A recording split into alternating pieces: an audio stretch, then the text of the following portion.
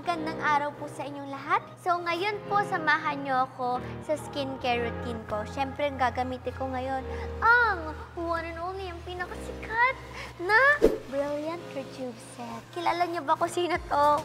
Sabi ng nanay ko, hawig daw kami. Tuturuan ko din kayo kung paano gamitin ang Rejuve-Set sa mga gusto tong itry na hindi pa alam kung how to properly use them. Okay, so step 1. Lilinisin muna natin yung face natin, syempre. Gamit natin itong Kojic Acid Soap. Ito po siya. Ito po, charot. So, babasain ko muna yung face ko. Tapos, yung sabon. Kasi yan, meron na tayong nakuha. Gaganon ko lang sa kamay ko. Ayan. And then, hayaan ko siyang mag-lather sa face ko. So, okay. So, feel ko naman nalinis ko na yung buong mukha ko. Ready na siya para mahilamusan natin ang ating face. So, malinis na yung face natin. Nakapaghilamas na tayo. Moving on tayo sa second step.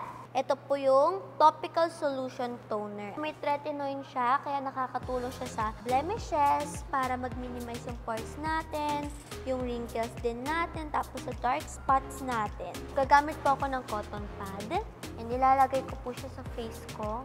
Iwas lang talaga sa pag malapit sa mata, kasi sensitive po ang skin natin pagdating sa mata. Usually, pag ilalagay ko ito, meron akong electric fan. Alam niyo, nakakakalma, malamig, sensation.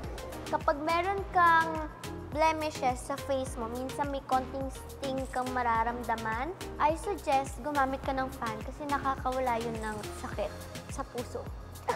Charot! Next na natin is itong topical cream. Pareha sila na may tretinoin.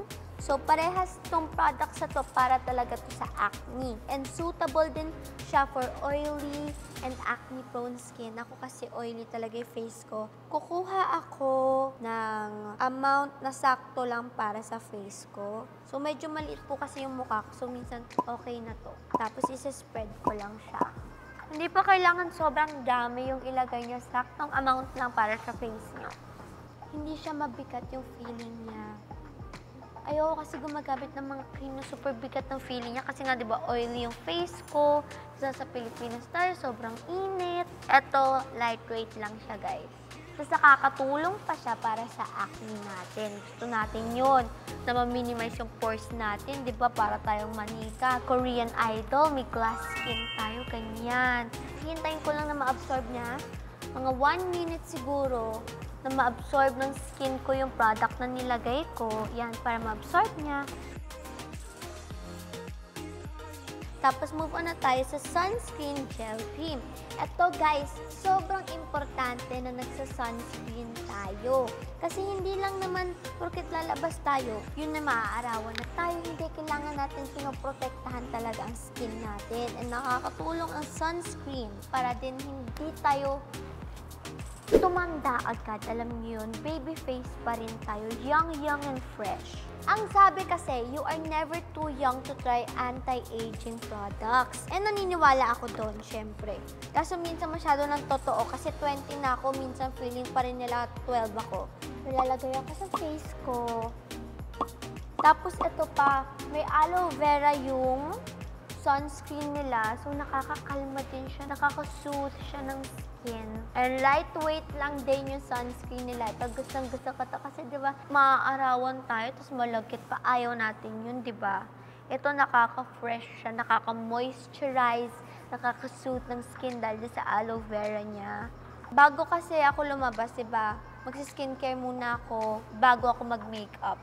So, kapag naglalagay ako ng sunscreen, I make sure talagang lapat na lapat siya sa face ko.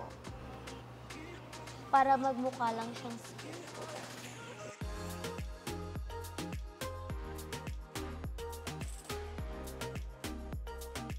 Etong soap, night and day din siya. So, pag gising, hilamos ako. Tapos, ilalagay ko yung sunscreen ko. Tapos, pag uwi ko, hilamos ulit. Siyempre, para malinis ko yung face ko. Tapos, ilalagay ko na din ito. Yan. So, yun guys. Ganun ko po gamitin ang Brilliant Rejuve Set. Sana po may natutunan kayo sa video na to and nag-enjoy po kayo. Sana kumuha na din kayo ng sarili nyong Rejuve Set. Kasi, the best skin of your life starts here. Kaya good luck sa inyong Rejuve experience! Bye! Mwah!